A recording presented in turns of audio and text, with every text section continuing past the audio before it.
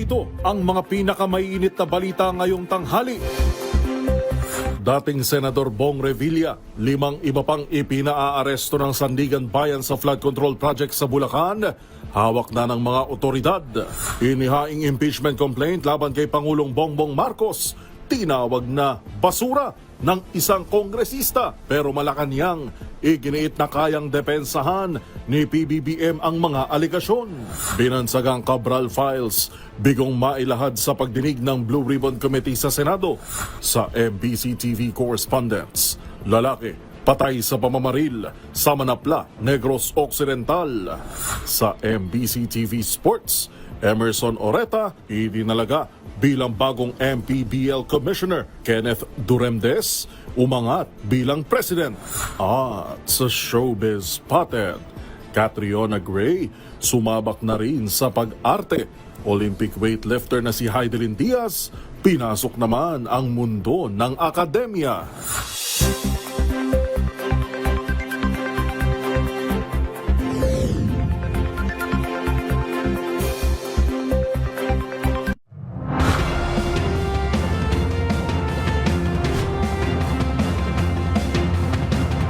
Bawat balita, makabuluhan. Bawat kwento, makapangyarihan. Boses ng Pilipino para sa Pilipino. Live mula sa MBC TV Studio. MBC TV Network News.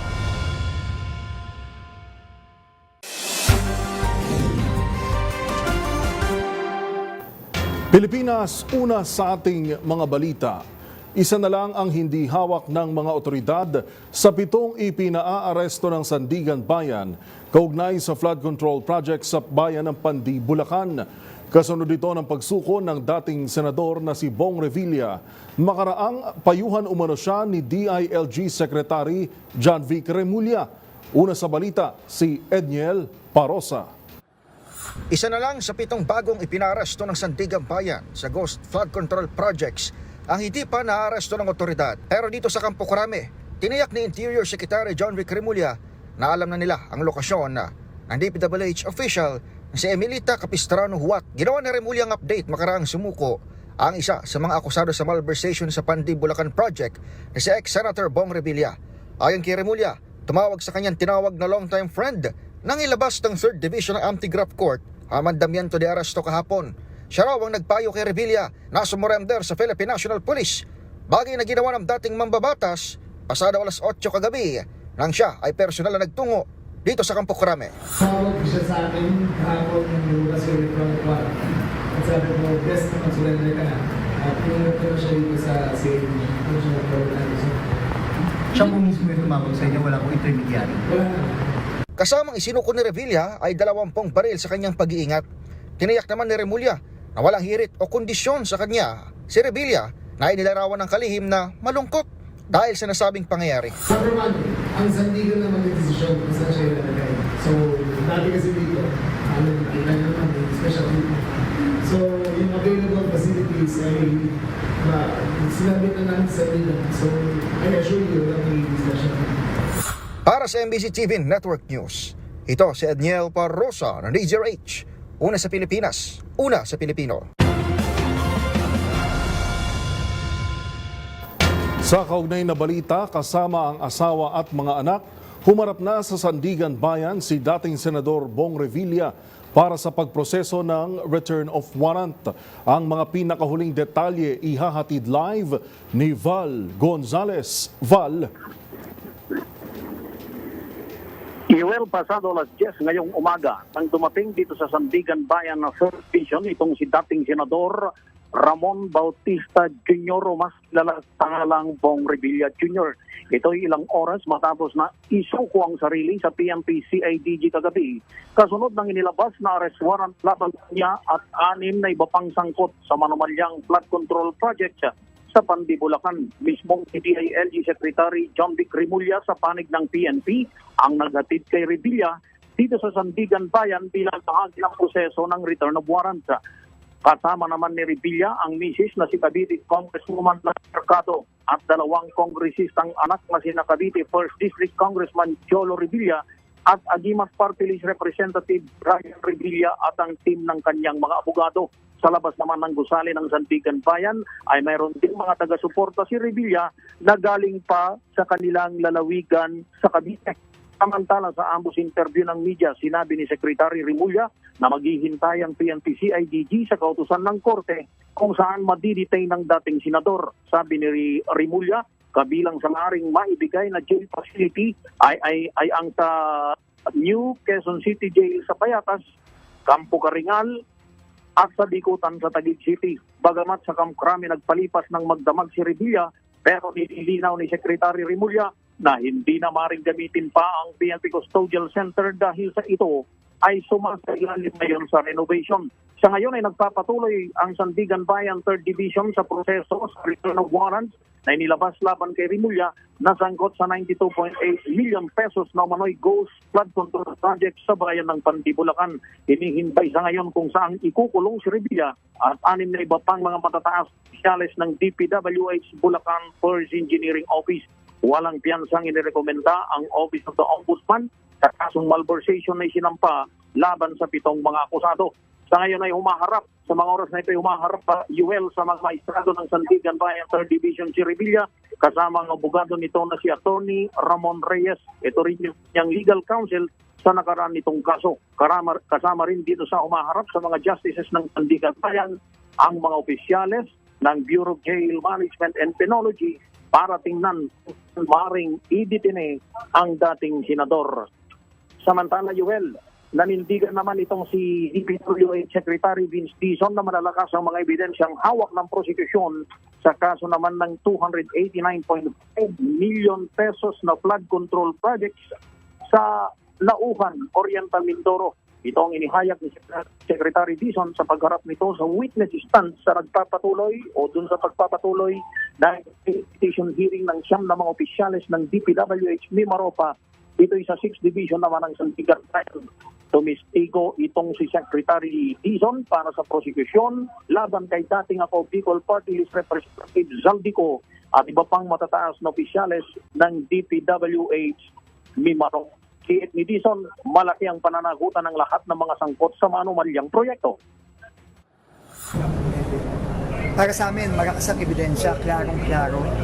I think marami sa inyo kasama ko noong araw na yon. At kitang-kita naman natin na talagang substandard yung mga ginagay na mga sheet pile.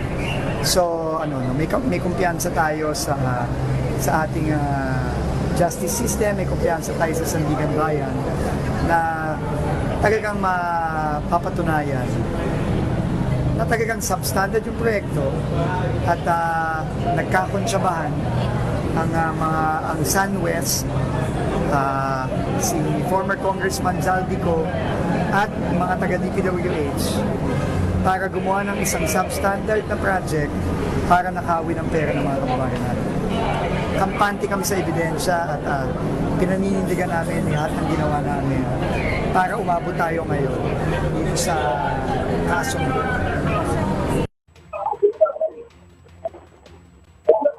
Mula rito sa tanggapan ng Sandigan Bayan, dito.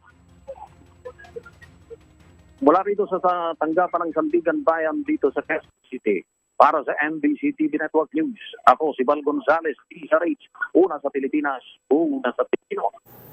Val, pahabol na tanong lang, kasama sa kapwa-akusado sina Bryce Hernandez at JP Mendoza, may nabanggit na ba kung posibleng magkasama ng piitan itong tatlo kasama si dating Senador Bong Revilla? Wala pang ganyang mga impormasyon dahil ako'y nandito mismo sa Sandigan Bayan na UL at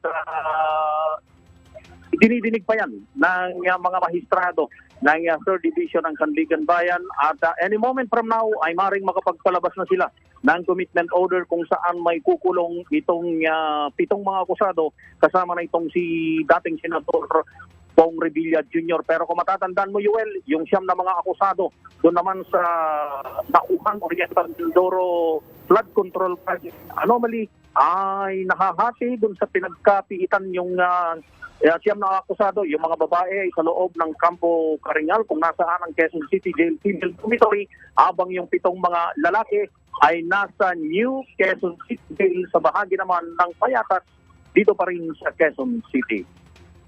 Yuel. Maraming salamat, Val Gonzales, nagulat ng live sa Sandigan Bayan.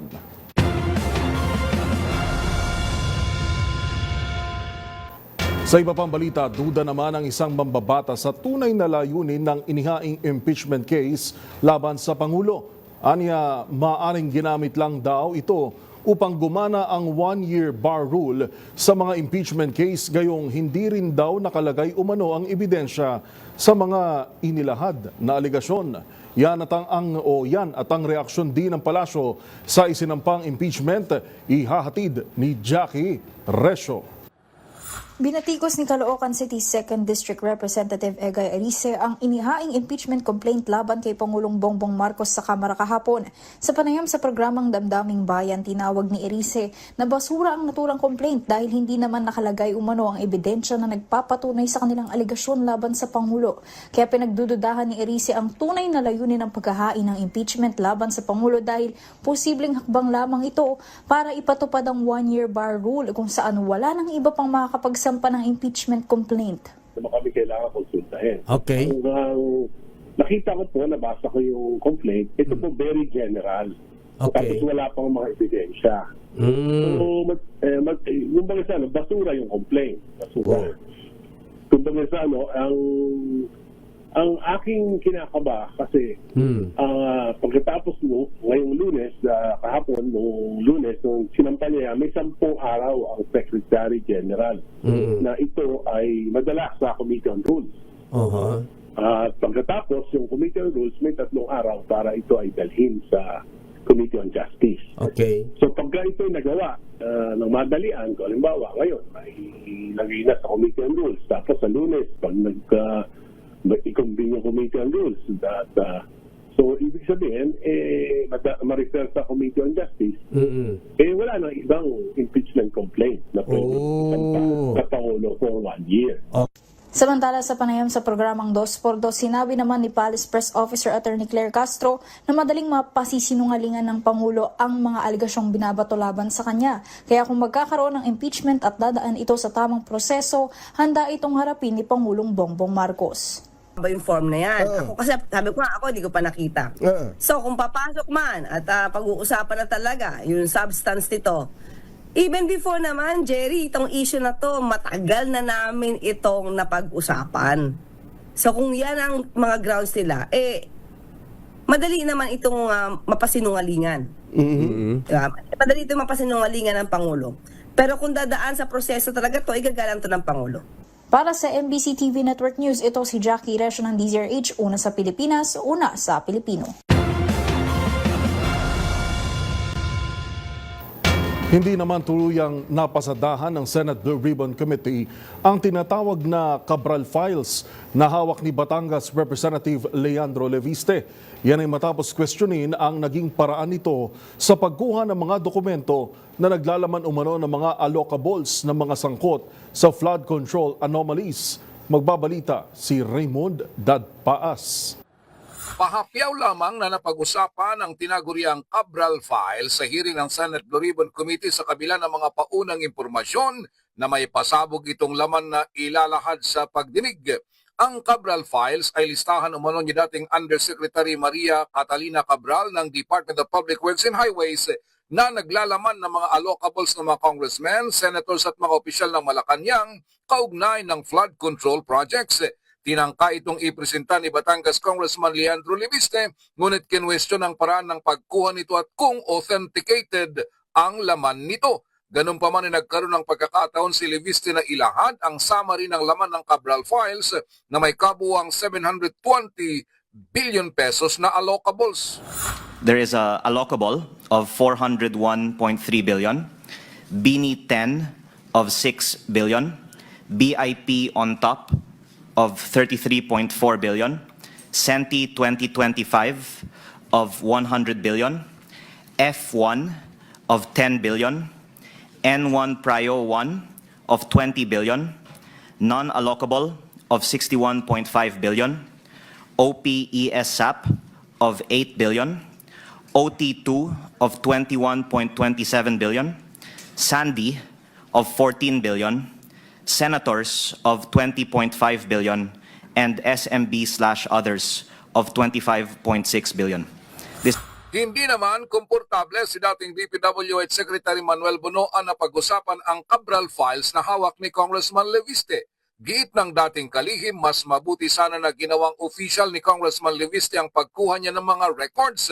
Para kay Bonoan, kumuha sana siya ng authority mula sa Kamara de Representantes patungo sa DPWH upang official ang mga records na pinag-uusapan.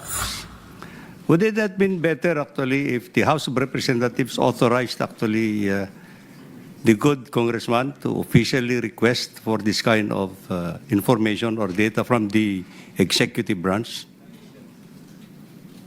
So that everything would have been not official. You see, if we are talking of things that have not been made official actually at all. No? Para sa MBC TV Network News, ito si Raymond Dadpaz ng DZRH, una sa Pilipinas, una sa Pilipino.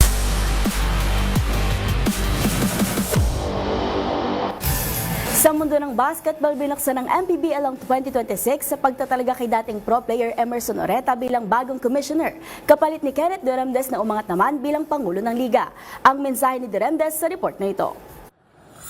Binuksan ng Maharlika Pilipinas Basketball League o MPBL ang 2026 sa pamamagitan ng mahalagang pagbabago sa pamunuan nito. Sa isang anunsyo, kinumpirma ng Liga ang pagkakatalaga sa dating profesional na manlalaro na si Emerson Oreta bilang bagong MPBL Commissioner. Pinilitan ni Oreta si Kenneth Duremdes na umangat naman sa posisyon bilang Pangulo ng Liga. Sa isang mensahe sa DZRH TV, pinasalamatan ni Duremdes si MPBL founder at chairman Manny Pacquiao sa ibinigay na tiwala at sinabi na layo niyang mas paigtingin pa ang liga, panatilihin ang integridad nito at magbukas ng mas maraming oportunidad para sa mga Pilipinong manlalaro. Si Duremdes ang nagsilbing ikalawang commissioner ng MPBL matapos ang pamumuno ni Snow Badwa ng ilunsad ang liga noong 2017. Samantala, nangako naman ang bagong upong si Oreta na ipagpapatuloy ang mga pamantayang itinakdan ng liga at makikipagtulungan sa mga kupunan at iba pang stakeholders. Magugunit ang dating nagsilbing team captain ng UST Growling Tigers si Oreta bago ito sumali sa PBA Draft Pool taong 2005 at nag-debut ng 2010 kung saan ito nagwagi ng 4 na championship kasama ang nooy Talk and Text tropang Texters.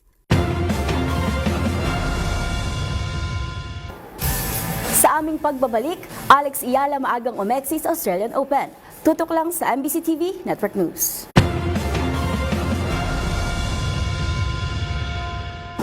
Narito pa mga balitang dapat ninyong abangan. Kamara, tiniyak na idadaan sa due process ang impeachment complaint laban kay PBBM.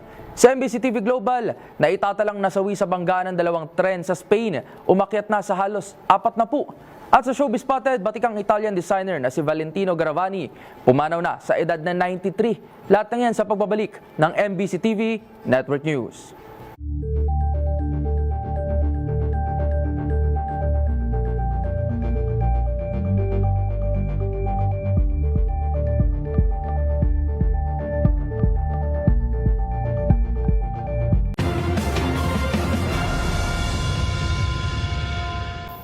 Tiniyak ng Kamara na dadaan sa due process ang isinampang impeachment complaint laban kay Pangulong Bongbong Marcos.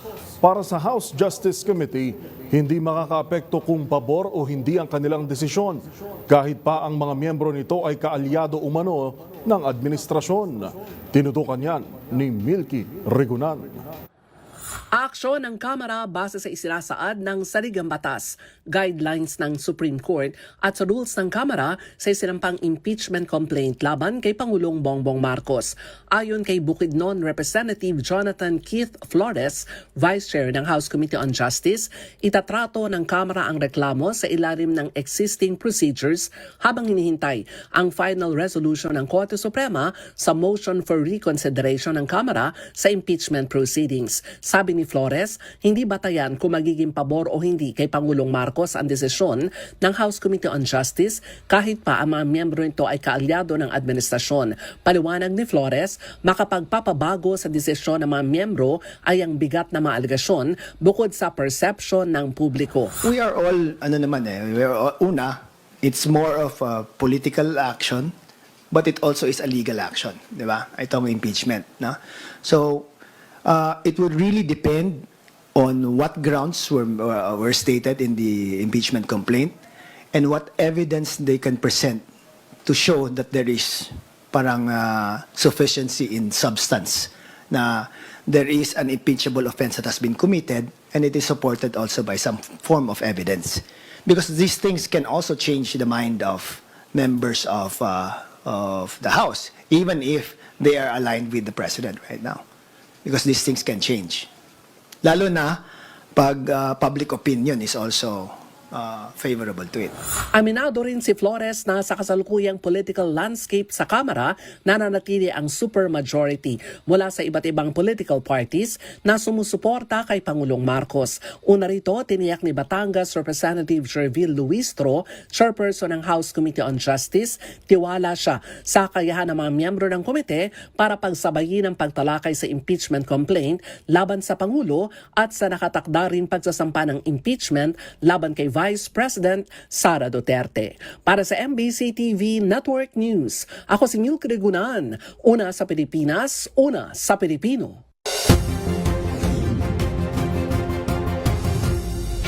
Sa kapapasok na balita, commitment order inilabas na ng 3rd Division ng Sandigan Bayan. Val, ito yung pinag-uusapan natin kanina. Saan ikukulong ang dating Senador Bong Revilla? Go ahead, Val. Yes, Yuel, ilang minuto pa lamang yung nakalilipas nang maglabas na nga ng commitment order ang mga Sandigan Bayan. Sa desisyon ng Korte, Yuel, ay doon nga sa New Quezon City Jail sa Payatas, Quezon City, makukulong itong si dating Senador Bong Revilla Jr. Mahigit 2 oras din, Yuel, talakay ng Sandigan Bayan Justices ang detention ni Revilla matapos na isurrender ng PNP CIDG sa jurisdiction ng korte itong dating senador, pero nakapaghain pa ng motion, Yuel, itong kampo ni Revilla na siya ay humihiling na i-detain siya sa PNP Custodial Center sa Campo Crame. Sa araw ng Biyernes, January 23, Yuel, ay tinakda na ng korte ang arraignment o pagbasa ng sakdal dito sa dating senador. At dito na rin isasabay ng korte ang pagdinig kung pagbibigyan ang kahilingan nito na mailipat o ma-detain sa PNP Custodial Center. Pero kanina sa Antos Interview ng Media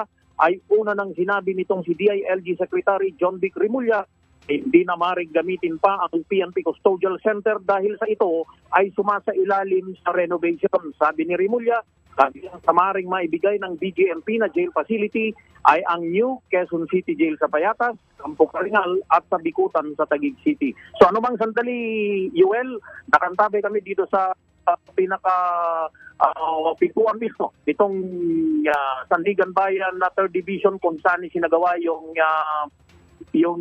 pagdinig dito sa pag-turnover ng PNP CDG dito kay Revilla.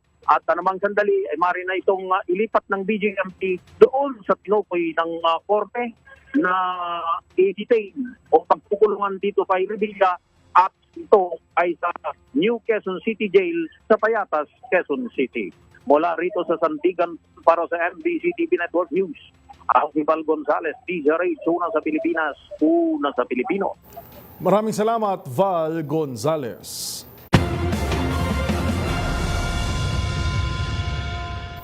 Nagsorry naman ang suspendidong si Dasmariñas Cavite Representative Francisco Kiko Barzaga sa bilyonaryong si Enrique Razon Jr. Ito'y matapos iugnay si Barzaga ang negosyante sa alegasyon ng panunuhol at korupsyon sa Kamara. Sa isang podcast, nag-public apology si Barzaga at sinabing handa niyang harapin ang anumang kahinatnan ng kanyang ginawa.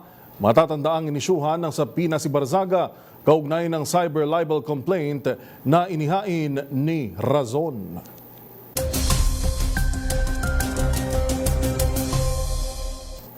Para naman sa ating ulat panahon, nananatili pa rin ang lakas ng bagyong Ada na patuloy na kumikilos pahilagang silangan papalayo sa ating kalupaan. Ayon sa Pag-asa, huling namataan ng bagyo sa layong 820 kilometro silangan ng Kasiguran, Aurora. Taglay pa rin ito ang lakas ng hangin na 55 kilometro bawat oras malapit sa gitna. Bugso na abot sa 70 kilometro bawat oras habang bahagyang bumilis sa 2 kilometro o 20 kilometro bawat oras ang kilos nito pasilangan. At tulad kahapon, wala na ring lugar sa bansa ang itinaas sa tropical cyclone wind signal. Samantala, ang northeast monsoon o hanging amihan pa rin ang magdadala ng malakas na hangin at pag-ulan ngayong araw sa northeastern part ng Luzon tulad ng Batanes, Babuyan Islands at Cagayan, gayon din sa ilang parte ng Visayas at Mindanao. Pinag-iingat pa rin ang lahat, lalo na mga malalapit sa baybayin na huwag na munang pumalaot dahil sa banta ng lakas ng hangin at pag-alon.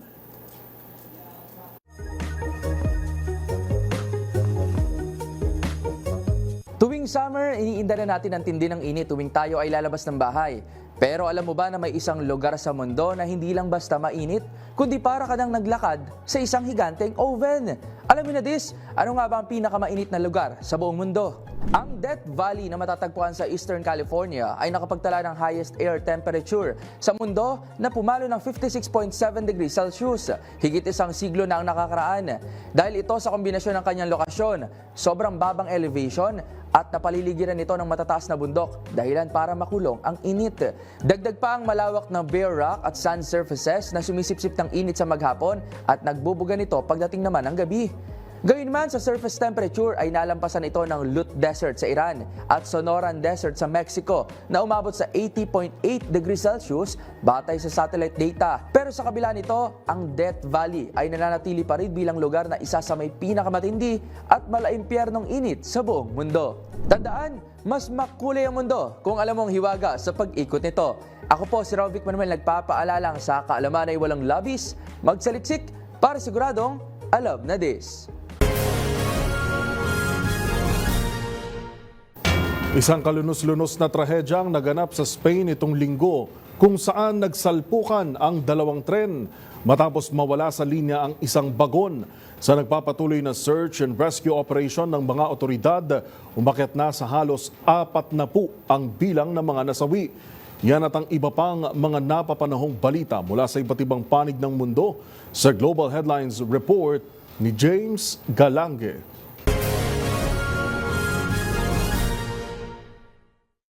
Balita mula sa bansang Spain, umakyat na sa halos 40 katao ang bilang ng mga nasawi sa naganap na salpukan ng 2 high-speed rail train sa bahagi ng Andalusia Southern Spanish Region nitong linggo. Ayon sa mga otoridad, nangyaring insidente pasado alas 7 ng gabi nang lumihis sa riles ang huling bagon ng isang tren na sakto may kasabayan din sa kabaligtarang direksyon na siyang naging dahilan din ng pag-derail. Sakay ng 2 tren at may mga bangkay pang natagpuan, 100 metro ang layo mula sa pinangyarihan ng insidente. Sa iba pang balita, sumiklab naman ang isang malaking sunog sa isang shopping plaza sa Karachi, Rose, Pakistan kahapon, kung saan umakyat na sa 26 ang bilang ng mga nasawi. Sa ulat ng Karachi Rescue Team, maaari pang umakyat ang death toll hanggang halos 50 katao, gayong patuloy pa rin sila sa paghahanap na iba pang nawawala. Nagpaabot naman ng paikirami si Sindh Provincial Chief Minister Murad Ali Shah sa mga nauulilang pamilya at nangako magbibigay ng 10 million rupees o katumbas ng halos $36,000 bilang compensation sa bawat pamilyang nawalan ng mahal sa buhay. Samantala, sa nagpapatuloy naman na anti-government protest sa Iran, umabot na sa halos 5,000 katao ang bilang ng mga nasawi sa halos isang buwang pagkilos sa nasabing bansa. Kabilang na rito ang nasa 500 security personnel at isinisisi sa mga terorismo at mga armadong demonstrador na siyang pumapatay raw umano sa mga inosenteng Iranian. Nagsimula umano ang mga espekulasyon na ipatupad ang internet blackout sa Iran noong January 8 na nagdulot ng kakulangan sa impormasyon at humadlang sa mga humanitarian group at mga pamahalaan na maunawa ng buong lawak ng mga pagpatay. Sa ulat ng isang international news agency, may spekulasyon naman na tumutulong din umano ang Israel at iba pang armadong grupo mula sa ibang bansa para mag-supply ng armas sa mga nagpro-protesta sa kalsada. At yan naman nakalap nating balita mula sa iba't ibang panig ng mundo. Para sa MBC TV Network News, ito si James Galange ng DZRH TV, una sa Pilipinas, una sa Pilipino.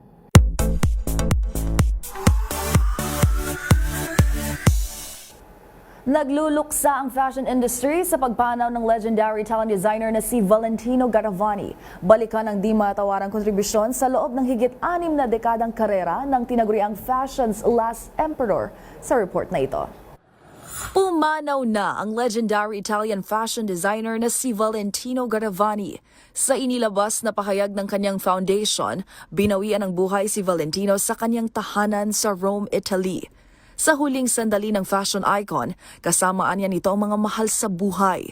Taong 1959 na itinatag ni Valentino ang sariling fashion line na nakilala sa mundo sa kanyang mga eleganteng disenyo at signature Valentino Red.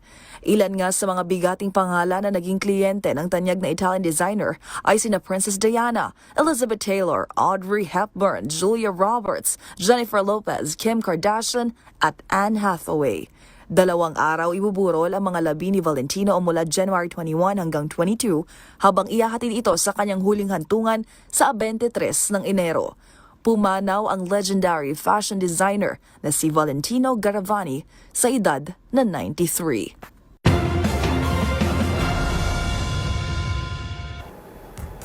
At sa aking pagbabalik, ano nga ba itong mga panibagong career milestone sa buhay ni na Miss Universe 2018 Catriona Gray at Olympic gold medalist Heidelin Diaz?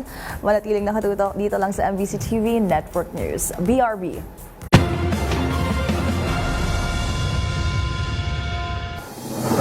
Abangan sa aming pagbabalik, lalaki patay sa pamamaril sa Manapla, Negros Occidental. Sa MBC TV Sports, Alex Ayala, maagang nabigo sa first round ng Australian Open Singles.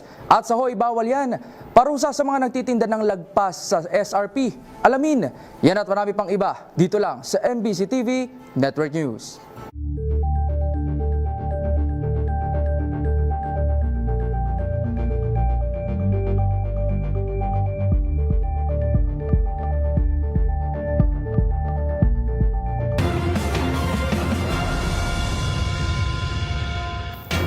Sa pagpapatuloy ng ating balitaan, nasawi ang isang 40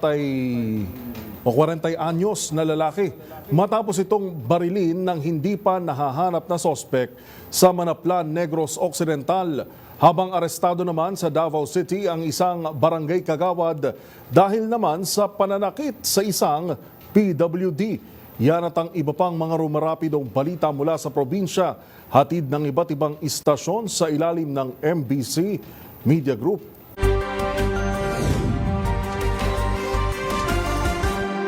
Patay ang isang lalaki matapos pagbabarilin sa Hacienda Unson, Barangay Santa Teresa, bayan ng Manapla, Negros Occidental. Ang biktima kinilala na si alias Tim, 40 anyos, walang trabaho, residente ng Zone 5, Barangay Purisima, bayan ng Manapla, habang ang tinuturong sospek kinilala na si alias George, 22 anyos, residente ng Barangay Santa Teresa ng nasabing bayan. Ayon kay Police Captain Marlon Buenaflor, hepe ng Manapla PNP, ang biktima habang naglalakad na papauwi ng pagbabarili ng suspect. Dahil sa personal na motibo, na-recover ng mga kapulisan sa isina ng insidente ang isang bala ng kalibre 45 na pistola, habang patuloy sa ngayon ang hot pursuit operation ng kapulisan laban sa suspect. Para sa MBC TV Network News, ito si Rich 46 Rex Cantong, una sa Pilipinas, una sa Pilipino. Arestado ang isang 66 anyos na barangay tanod matapos masangkot sa insidente ng pananakit na ikinasugat ng isang residente sa Purok 9-8 Matinapangi, Davao City hapon ng Enero 18, 2026. Sa paunang investigasyon, kinilala ang biktima na si alias Manapi, 48 anyos, isang persons with disability o PWD at driver, residente na nasabing lugar. Ang suspect naman ay si alias Raimundo, 66 anyos, isang barangay tanod at kapitbahay ng biktima. Lumabas sa investigasyon na bandang alas 3 ng hapon, nilapitan ng suspek ang biktima kaugnay sa isang banta, ngunit tumanggi ito makipag-usap. Dahil dito, nagalit ang suspek at bumalik na may kasamang mga kamag-anak na armado na mapatalim, baton at mga bato. Batay sa salaysay ng biktima, tinamaan siya ng bato sa ulo habang siya naman ay hinampas ng baton sa kaliwang braso ng suspek, kaya napilitan siyang ipagtanggol ang sarili gamit ang isang ice pick na naging sanhi ng pagkakasugat ng suspek sa kanang dibdib. Patuloy pa rin binato ang biktima ng iba pang kasamahan ng sospek. Agad nagsagawa ng hot pursuit operation ang kapulisan na nagresulta sa pagka-aresto kay Rimondo, habang patuloy pang tinutugis ay iba pang sangkot. Sa kasalukuyan, ang suspect ay nasa kustodiya ng Talomo Police Station para sa bastong disposisyon at pagsasampa ng kaukulang kaso ng prostrated murder. Para sa MBC TV Network News, ito si June Suter. Una sa Pilipinas, una sa Pilipino. 3 suspect kabilang ang isang high-value target ang naaresto ng Philippine Drug Enforcement Agency PDEA Bataan Provincial Office sa isinagawang bypass operation alas 9:02 kagabi sa Barangay Tugatog, Orani, Bataan. Nasamsam sa operasyon ang tinatayang 11 gramo ng hininalang shabu na nagkakahalaga ito ng 74,800 pesos. Kinilala ang pangunahing target bilang si alias JM, 33 taong gulang, kasama itong sina alias Po, 30 anyos at alias Mike, 48 anyos. Na-recover din ang 4 na sasya ng shabu, iba't ibang drug paraphernalia, isang cellphone at bypass money. Isinagawang operasyon ng pinagsanib puwersa ng PDEA Bataan, C4 Technician Unit, Bataan PPO, DEU at Orani Police Station Drug Enforcement Unit. Ang mga nasamsam na droga ay isinumiti sa Pediatry Laboratory para sa pagsusuri. Maharap ang mga sospek sa kasong paglabag sa Republic Act 9165. Para sa MBC TV Network News, RH37, Danny Kubilang, una sa Pilipinas, una sa Pilipino. Taong 2006 nang magbaba ng warrant of arrest ang korte laban sa isang suspect sa kasong homicide, ngunit nagtago ito ng 2 dekada. Ngunit ito lang nakarang araw ay natimbog na ito ng otoridad matapos ang mahabang panahon na pagtatago sa batas. Isa na itong senior citizen. Naaresto ng tauhan ng Katubig Police na pinamumunuan ni Police Lieutenant Arturo Viva, ang Chief of Police, at tauhan mula sa CIDG, Northern Samar Provincial Field Unit at Northern Samar Provincial Intelligence Unit. Nadakip ang nasabing akusado sa Barangay CM Recto, Katubig, Northern Samar. Isa na itong 69 anyos, magsasaka at residente ng nabanggit na barangay. Ayon sa report ng PNP Katubig, ang warrant of arrest sa kasong homicide inilabas ng Regional Trial Court, 8 Judicial Region Branch 21, Lawang, Northern Samar, noong pang November 16, 2006. May itinakdang piyansa ang korte na nagkakalaga ng 100,000 pesos para sa pansamantalang kalayaan.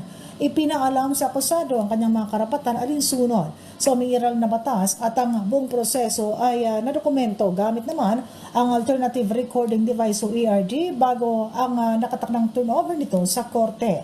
Binigyan din ng PNP na kahit lumipas man ang taon, hindi matatakasan ng sinumang salarin ang pananagutan sa krimen at ayon sa PNP Katubig, patuloy nila itong tututukan. Mula sa MBC TV Network News, Arts 34 Shane, Galit Bantayan ng DZRH. Una sa Pilipinas, una sa Pilipino.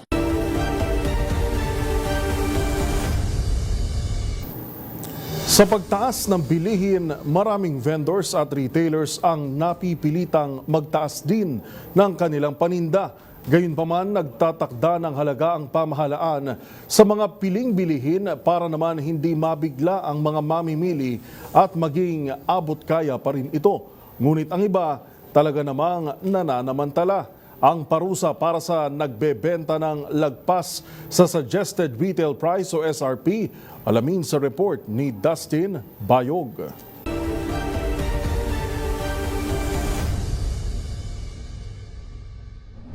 Isa sa mga tungkulin ng Estado ay mas siguro ng mga basic at prime commodities o yung mga pangunahing bilihin ay mabibili kung hindi man sa mura, kung hindi sa makatwirang halaga. Kabila sa mga basic necessity ay ang bigas, mantika, itlog, gatas, iba't ibang uri ng gulay at asukal. Habang mga prutas, bawang, sibuyas at mga dried beef at pork ang mga tinuturing naman na prime commodities. Ito ay para protektahan ng mga consumer laban sa pang-hoard ng mga produkto at pananamantala lalo na sa panahon ng kalamidad at nationwide inflation. Gayunpaman, marami pa rin mga nagtitinda ang kanya-kanya sa pagtatakda ng presyo ng kanilang mga paninda na higit sa mga SRP o suggested retail price na itinakda ng gobyerno.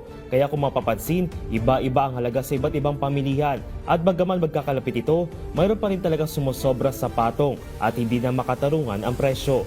Ayon sa Republic Act No. 7581 o Price Act, ang sino mang mahuhuli at mapatutunayan na lumalabag sa price ceiling na itinagda ng pamahalaan ay maaaring makulong ng 1 hanggang 10 taon o pagmultahin ng hindi bababa sa 5,000 piso at hindi higit sa 1 milyong piso. Samantala, maaari namang multa at pagkakakulong ipato sa may sala, depende yan sa magiging desisyon ng korte. Kaya kung mayroon pa kayo nakikitang pinagbabawal na akto o mayroon kayong reklamo, itagyo kami sa DZRH.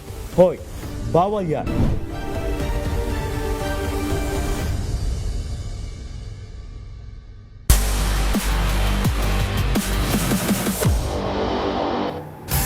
Sa mundo ng tennis, maagang nagtapos ang debut ni Filipina tennis star Alex Iyala sa Australian Open matapos siyang matalo sa first round. Ang naging laro sa report na ito.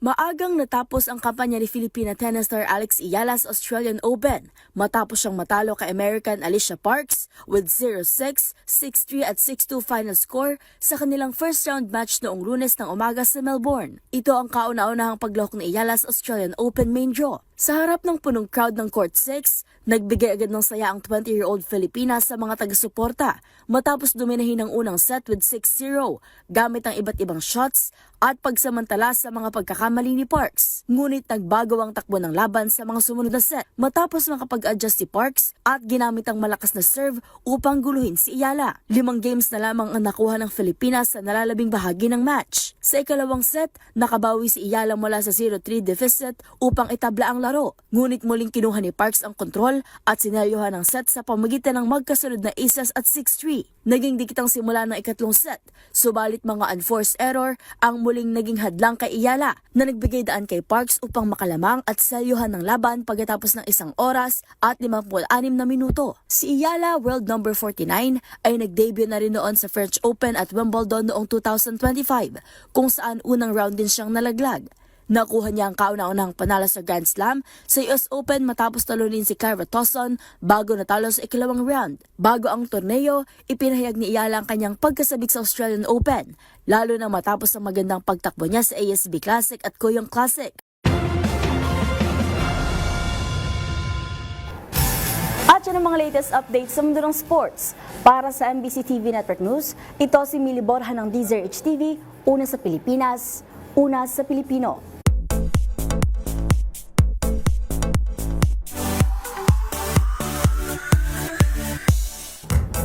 Sa mundo ng showbiz, sa kauna-unahang pagkakataon mapapanood sa isang pelikula si Miss Universe 2018 Catriona Gray. Pero si Queen Cat, from Miss Universe stage to big screen, si Olympic gold medalist Hidilyn Diaz naman from weightlifting to teaching ang crossover. Narito ang aking showbiz report.